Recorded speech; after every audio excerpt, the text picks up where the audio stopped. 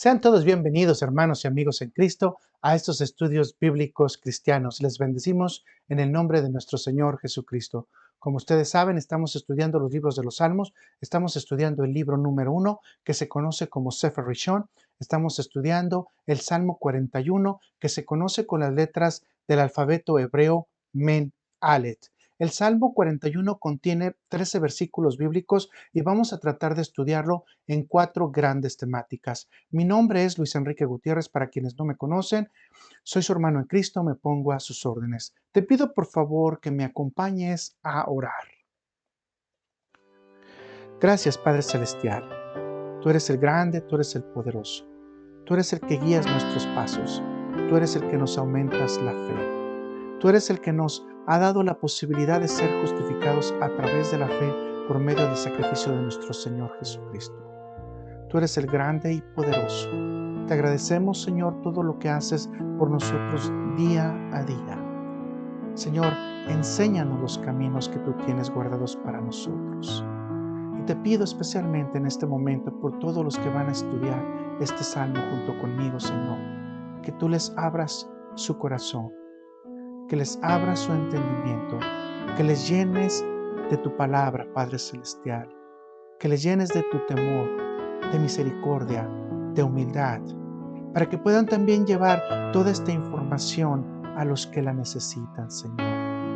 Que nuestros pies te agraden, Señor, llevando tu palabra a todos los que son necesitados, Señor, a todos los que son pobres, a todos aquellos que tienen en este momento una situación difícil, Padre Celestial. Que podamos ser elementos de consolación, pero especialmente agentes de tu paz, Señor. Te pido, en el sagrado nombre de tu Hijo amado, Cristo Jesús, que podamos ser manantiales, fuentes de agua viva, Señor, para que los demás también puedan encontrar tu palabra y beber de ti, Señor, todos los días. Ayúdanos, Señor.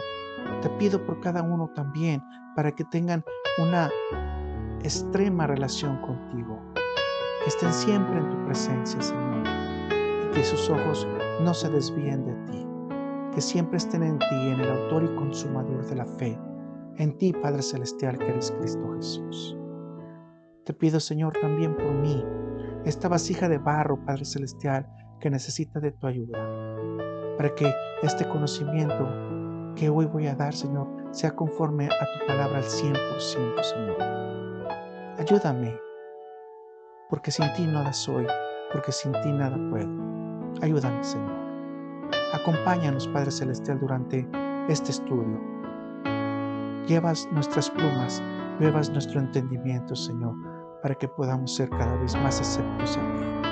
Gracias, Señor. Te lo pido todo en el nombre de tu Hijo amado, Cristo Jesús. Amén, amén y amén. Mis hermanos, permítanme iniciar con una pequeña introducción. El libro número 1 de los Salmos inicia en el Salmo número 1 con la palabra bienaventurados del hebreo Asre. De igual forma, el Salmo 41 cierra con la palabra bienaventurados del hebreo Asre. Ambos salmos nos invitan a tener una reflexión y enseñanza de sabiduría para vivir conforme a los caminos de Dios. Existe otro dato curioso. En el Salmo 41 existe una controversia en relación con la estructura del Salmo. Algunos estudiosos dicen que el Salmo es compuesto de dos partes, mientras que otros sostienen que el Salmo es una sola unidad. Para poder entender la primera posición, permítame darle este ejemplo para clarificar el tema. Una persona sana visita a una enferma en su lecho de dolor. La sana le habla de la esperanza de Dios y anima al enfermo diciéndole: tú tienes muchos méritos y eres muy querido delante de Dios. El enfermo, por su parte, concentra su atención en explicarle a la persona sana los motivos de su sufrimiento, pero finalmente acepta que tiene la fe necesaria para que Dios le sane y le pueda levantar de la cama para alabar a Dios todos los días de su vida. Bajo esta postura, se asegura que los primeros 3 versículos fueron traídos a David por medio de un profeta o sacerdote que lo visitó en su lecho de enfermedad. Posteriormente, David, una vez sano, los integró en el total del Salmo 41. La segunda posición tiene una perspectiva diferente.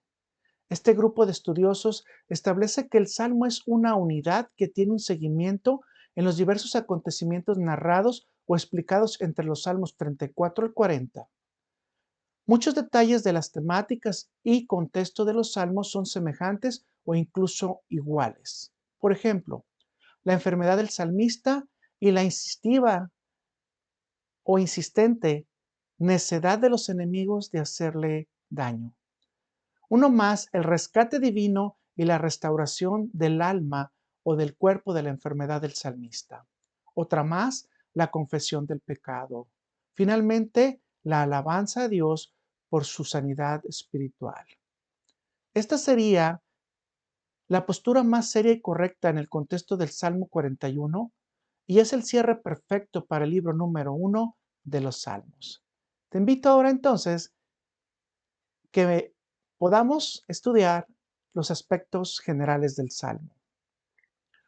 El autor es David, el año 1034 a.C., el tipo de salmo un mismor, es decir, oración, himno o rogativa. El participante al director sinfónico. Así que, como te había comentado, vamos a tener 4 grandes temáticas. Te las voy a poner en pantalla. Número 1. Bendición para los misericordiosos. 2. Súplica del enfermo. 3. Oración por aprobación divina. Y 4. Doxología. Vamos a pasar entonces al tema número 1. Bendición para los misericordiosos. El Salmo 41 del versículo 1 al 3. Y dice así: Bienaventurado el que piensa en el pobre. En el día malo lo librará Jehová. Jehová lo guardará y le dará vida. Será bienaventurado en la tierra y no lo entregarás a la voluntad de sus enemigos. Jehová lo sustentará sobre el lecho del dolor. Mullirás toda su cama en su enfermedad. El Salmo inicia con un consejo de sabiduría o enseñanza. La mayoría de los estudiosos dicen que es válido hacer la siguiente pregunta: ¿por qué inicia el salmista con este tema o con esta forma de composición? Existe una gran cantidad de respuestas a esta pregunta. Permíteme mencionarte por lo menos 4 o las 4 más relevantes. Respuesta número 1. El salmista enfatiza entre la diferencia de las recompensas de un justo y la perdida condición de los malvados enemigos que dañan al débil. Respuesta 2. Para confirmar que el misericordioso y caritativo con los débiles, pobres o necesitados tiene recompensas ante Dios. Respuesta número 3. Para enseñar quiénes son caritativos, reciben el cuidado personal de Dios para que otros se motiven a seguir el mismo camino. Respuesta número 4. Dios visita a sus justos enfermos o débiles, así que es estimado ante Dios un justo que se interesa en una persona que está pasando debilidades. La pregunta para ti sería: ¿cuál crees que es la más apropiada? Terminando con estas explicaciones, pasemos a exponer las bendiciones para los misericordiosos. El tener las bendiciones se basa en una sola premisa: bienaventurado el que piensa en el pobre. En este versículo la palabra pobre es la palabra dal, que significa pobre, flaco, sin importancia, débil, afligido, desvalido, extenuado, menesteroso e indigente. La pregunta forzada es: ¿qué consejo de sabiduría nos quiere enseñar David al decir bienaventurado el que piensa en el pobre? Podemos tener 2 grandes respuestas a esta pregunta. Respuesta número 1. Recordar que es una ordenanza de Dios apoyar al pobre y no juzgarlo para evitar pecar. Vamos, por favor, acompáñame a Deuteronomio 15, versículos del 7 al 10. Y dice así: Cuando haya en medio de ti menesteroso de alguno de tus hermanos en alguna de tus ciudades, en la tierra de Jehová tu Dios te da, no endurezcas tu corazón, ni cerrarás tu mano contra tu hermano pobre, sino abrirás a él tu mano liberalmente y en efecto le prestarás lo que necesite. Guárdate de tener en tu corazón pensamiento perverso diciendo, voy a volver a repetir el 9, guárdate de tener en tu corazón pensamiento perverso diciendo, cerca está el año séptimo, el de la remisión, y mires con malos ojos a tu hermano menesteroso para no darle, porque él podrá clamar contra ti a Jehová y se te contará por pecado. Fuertes palabras. Debemos de evitar los pensamientos de un corazón perverso hacia los pobres, así como no ayudarles a los pobres a estar bajo su presión. Asimismo, necesitamos no suprimir a los pobres bajo necesidad y mucho menos fastidiar a los pobres cuando están pasando un problema de necesidad o enfermedad. Con ello obtendríamos 4 beneficios. Beneficio número 1. Se evita el pecado de la acusación del pobre sobre el pudiente ante Dios. 2. Evitas juzgar a las personas con necesidades que pueden estar siendo probadas por Dios. 3. Trabajas con la avaricia en el corazón y la separación del apego a los bienes materiales. 4. Se tiene conciencia que Dios está listo para ayudar a los pobres. David está viendo un mensaje completo. Permíteme decírtelo en estas palabras. Quien reflexiona y hace una introspección sobre las experiencias que están viviendo los pobres, débiles, afligidos o enfermos, se vuelve consciente del dolor y de las carencias que están siendo sostenidos cada día los necesitados.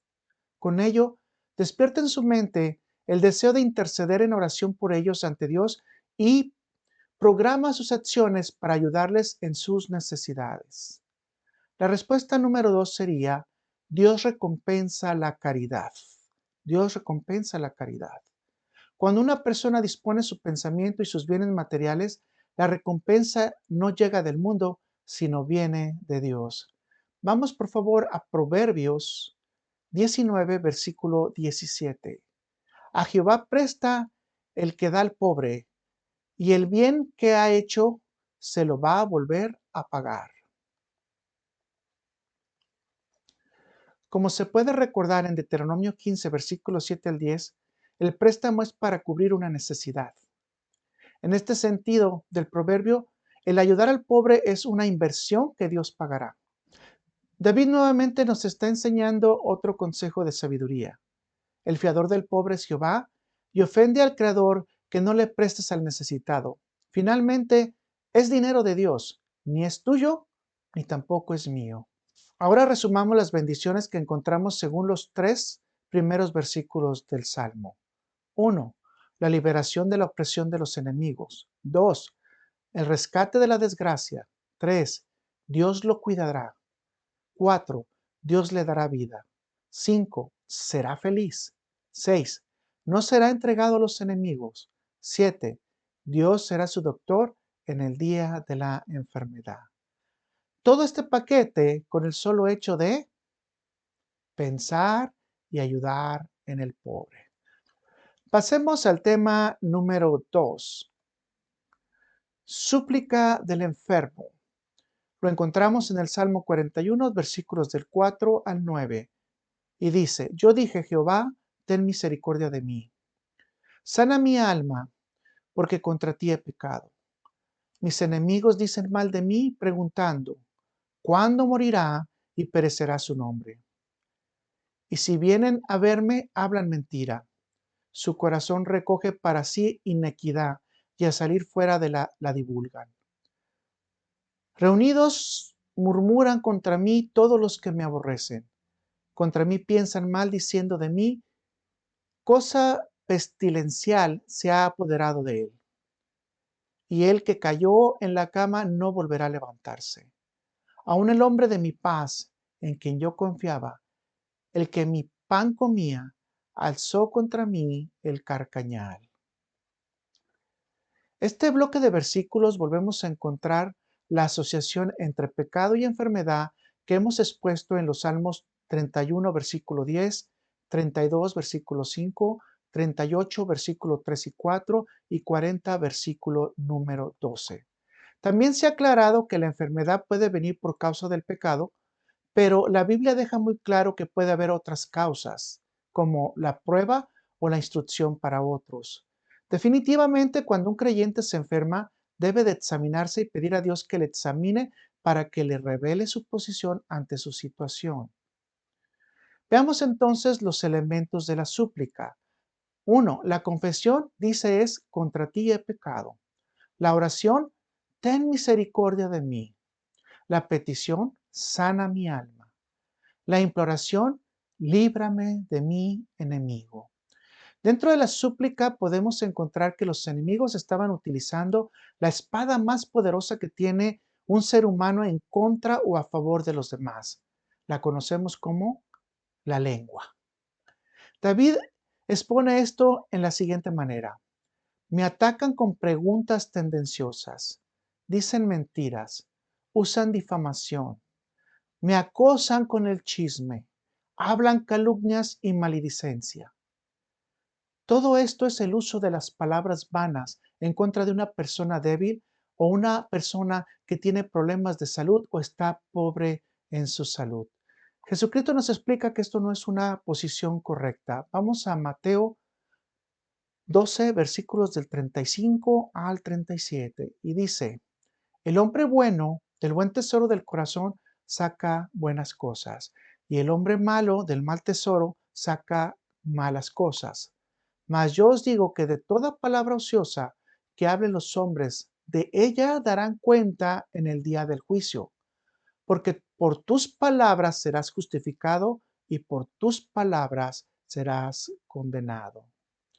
Como podemos observar, David está experimentando de manera personal el odio a los justos que caracterizará a muchos creyentes en los últimos tiempos. Se puede decir que el enemigo de David tiene un corazón perverso, pero con las palabras de Jesús, si no existe el arrepentimiento, el enemigo va directo a la condenación. Pasemos a otro dato interesante en el Salmo, y esto lo podemos ver en el versículo número 9. Dice, aunque el hombre de mi paz, en quien yo confiaba, el que de mi pan comía, alzó contra mí el calcañar. La pregunta exigida es, ¿quién es el hombre de mi paz? Las conclusiones son variadas, con justificaciones poco acertadas a la explicación bíblica, pero se pueden mencionar por lo menos dos candidatos, Absalón y Ahitofel. Absalón, hijo de David, se ha propuesto como candidato por su nombre, que significa el padre de paz, aunque en lo personal yo les diría, o en la realidad, que tendría que conocerse como el padre de venganzas. Sin embargo, Absalón no podría calificar porque duró muchos años sin poder ver a su padre y mucho menos visitar la casa de su padre después de mandar a matar a su hermano. Ahitofel era el consejero de David. Ahitofel comía en su mesa, compartía el pan y era quien le ayudaba a David a resolver los problemas para que la población estuviera en paz. Lamentablemente, Ahitofel fue uno de los que se amotinaron en contra de David, aliándose a Absalón. Consecuentemente, no existe otro candidato más que Ahitofel como el traicionero de David. En este mismo sentido, Jesús usa estas palabras del Salmo 41 para hablar de Judas. Acompáñame, por favor, al Juan capítulo 13, versículos del 18 al 19. Y dice de la siguiente manera, no hablo de todos vosotros, yo sé a quienes he elegido, mas para que se cumpla la escritura, el que come pan conmigo levantó contra mí su carcañar. Desde ahora os lo digo antes que suceda, para que cuando suceda creéis que yo soy. Para este momento solo era una profecía, pero el tiempo se cumplió y podemos ver su cumplimiento en las Escrituras. Vamos por favor a Mateo 26, versículos 23 al 25. Entonces él respondió, dijo, El que mete la mano conmigo en el plato, ese me va a entregar. A la verdad, el Hijo del Hombre va, según está escrito de él. Mas, ay de aquel hombre por quien el Hijo del Hombre es entregado. Bueno le fuera a ese hombre no haber nacido. Entonces respondió Judas, el que le entregaba. Dijo, ¿soy yo, maestro? Le dijo, tú lo has dicho. Esto nos lleva a un aprendizaje. Si quieres vivir justamente y seguir las pisadas de Cristo, habrá un Judas que te ayude para que te mantengas en el camino y obviamente te dirija a la cruz. Sin embargo, para el creyente que camina en justicia, Dios es siempre misericordioso para levantarlo de la traición o de los opresores o de sus enemigos. Vamos al tema número 3. Oración por la aprobación divina. Salmo 41, versículos 10 al 12. Mas tú, Jehová, ten misericordia de mí y hazme levantar, y les daré el pago. En esto conoceré que te he agradado, que mi enemigo no se huelgue de mí. En cuanto a mí, en mi integridad me has sustentado, y me has hecho estar delante de ti para siempre. En el versículo 10 sorprende la posición de David, quien había estado pidiendo en los salmos anteriores que la mano de Dios hiciera justicia. Ahora pide la rehabilitación para él dar el pago. En palabras sencillas, la aprobación que está solicitando David es que él pueda ejercer la justicia para dar el pago. Primera explicación. Se dice que David tenía un alto nivel de resentimiento. Consecuentemente, David quería pagar con la misma moneda. Podría parafrasearse esta posición de la siguiente manera. Dios mío, cúrame, y cuando mis enemigos se enfermen, yo les daré el mismo trato, les pagaré con la misma moneda. Humanamente suena lógico esta posición, pero contrasta con la personalidad de David, quien se aleja de tener una tendencia de carácter vengativo. Podemos mencionar por lo menos 3 hechos que contradicen esta explicación. Número 1. David tuvo la oportunidad de matar a Saúl y no lo hizo. Prefirió pedir que Jehová juzgara entre los dos. 2. Sabiendo que Absalón tendría que morir, intercedió para que lo trajeran vivo, aunque esto no haya sucedido. 3. No permitió que mataran a Simeí, el benjamincita, que lo insultó en su ida de Jerusalén y posteriormente lo perdonó. Como se puede observar, esta explicación no tiene mucho sustento bíblico ni se apega a la personalidad de David. Segunda explicación. David estaba actuando con misericordia. David sabía que Dios leía el corazón de sus enemigos, quienes no solo verbalmente lo insultaban, sino que en sus pensamientos tenían un alto nivel de corrupción y malas intenciones hacia su persona. Una de las frases reveladas en el Salmo es, anhelan mi muerte. Contrariamente, el pensamiento de David no anhelaba la muerte de sus enemigos, así que estaba pidiendo a Dios la oportunidad de juzgarlos conforme a justicia y que no pasaran el juicio divino en el que irremediablemente tendrían que pasar por la muerte o la enfermedad. Esta posición hace ver como que David es más misericordioso que Dios. Consecuentemente, no puede ser aceptada. La tercera explicación está basada en el siguiente principio. El castigo legal de los criminales no es venganza si es hecho conforme a derecho. Vuelvo a mencionarlo. El castigo legal de los criminales no es venganza si es hecho conforme a derecho. David, como autoridad y en el encargo de imponer la justicia en la sociedad, estaba haciendo la súplica humildemente a Dios de tener la oportunidad de juzgar conforme a derecho a todos aquellos que habían desobedecido la ley de Dios y habían ido en contra de su autoridad y de su persona. Por ejemplo, una de las leyes con las que se tendría que juzgar es la del falso testimonio o del falso testigo, debido a las calumnias que habían sido impuestas a su persona. Esto lo podemos leer en Deuteronomio 19, versículos del 18 al 21.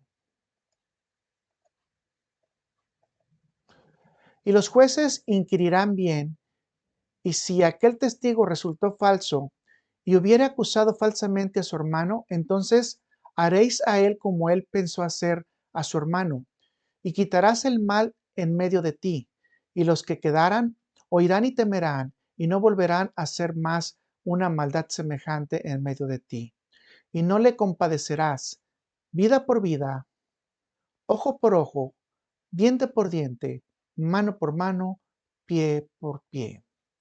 Conclusión. El castigo legal para los criminales no es venganza, si se hace conforme a derecho, y David como rey tenía el derecho legal de fungir como juez. Esta sería la respuesta a la súplica de David de dar el pago. Quisiera destacar un punto más en estos versículos. David agradó a Dios en su integridad y justicia. Consecuentemente, Dios no permitió que los enemigos de David tuvieran éxito en la búsqueda de su destrucción. Esto nos enseña que si andamos en los rectos caminos de Dios y aplicamos la justicia a nuestro prójimo, Dios nos abrazará con su ternura y con su amor. El salmista probó su integridad al pueblo con la liberación que Dios hizo de él en contra de sus adversarios. Con esto David prueba a su prójimo su inocencia porque Dios lo sustentó y lo liberó de la enfermedad. Vamos al punto número 4 y es la doxología. Salmo 41, versículo 13. Bendito sea Jehová, el Dios de Israel, por los siglos de los siglos. Amén y amén. Este versículo es cuestionado y algunos dicen que fue agregado en el siglo IV después de Cristo para cerrar el Salmo 41 y el libro número 1 de los Salmos con una alabanza al Dios de Israel. Sin embargo, esta expresión es normal en el rey David. Vamos por favor a Primera de Crónicas, capítulo 29, versículo 10. Y dice así: Asimismo se alegró mucho el rey David y bendijo a Jehová delante de toda la congregación. Y dijo David: Bendito seas tú, oh Jehová, Dios de Israel, nuestro Padre, desde el siglo y hasta el siglo.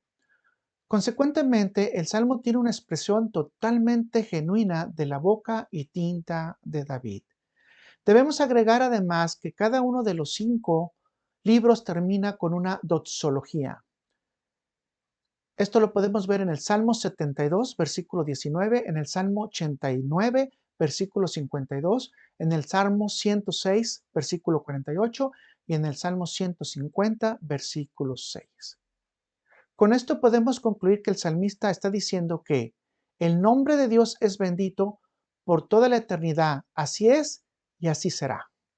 Como se puede dar cuenta que por primera vez en los Salmos aparecerá la palabra amén 2 veces para confirmar que todas las palabras escritas en la Biblia así son y así serán. Permítame cerrar el Salmo con la siguiente escritura en Apocalipsis, capítulo 7, versículo 11 y 12. Y todos los ángeles estaban en pie alrededor del trono, y de los ancianos y de los 4 seres vivientes, y se postraron sobre sus rostros delante del trono, y adoraron a Dios diciendo: Amén. La bendición y la gloria y la sabiduría y la acción de gracias y la honra y el poder y la fortaleza sean a nuestro Dios por los siglos de los siglos. Amén. Como usted puede darse cuenta, se repite 2 veces también la palabra amén. Así es, el nombre de nuestro Dios es bendito por la eternidad y así será su gloria por los siglos de los siglos. Amén y amén. Si le parece bien, vamos a pasar a las preguntas. Pregunta número 1. ¿La aplicación de las leyes es venganza o es justicia? Pregunta 2. ¿Existen las bendiciones en la actualidad por el solo hecho de pensar en el pobre? Pregunta 3. ¿La ley bíblica en el Antiguo Testamento sobre el pobre tiene una aplicación después del Nuevo Testamento? Pregunta 4. ¿Pueden las promesas del Salmo invitarte a realizar buenas obras? Pregunta 5. ¿En tu iglesia o comunidad qué tanto se preocupan por la realidad o el bienestar de los pobres o débiles? Pregunta 6. ¿Cómo puedes practicar la esperanza en medio de la enfermedad? Pregunta 7. ¿Qué debes hacer con los comentarios cerrados de las personas a tu alrededor, especialmente cuando estás enfermo? Pregunta 8. Amén y amén. Es una frase muy utilizada por Jesucristo. Explora tu Biblia para ver dónde encuentras estas aplicaciones. 9. ¿Cómo le puedes dar consuelo a un enfermo? Con esto terminamos el Salmo número 41 y estamos también cerrando el libro número 1 de los Salmos. Qué gran bendición tenemos que Dios nos haya dejado participar de su aprendizaje, de su enseñanza y de su palabra. Esperamos que nuestro corazón haya sido llenado también y también esperamos que toda la palabra que haya venido sirva también para tener más fortaleza, más humildad y más sabiduría. Esperamos, como lo dicen los salmos, que seamos bienaventurados, que estemos plantados, que tengamos misericordia, que no nos burlemos de los débiles, que ayudemos al necesitado, pero especialmente que siempre estemos buscando a Dios en nuestra necesidad. Esta es mi oración para ti también. Que Dios nunca se separe de ti, que Dios siempre esté contigo y que en humildad siempre te lleve.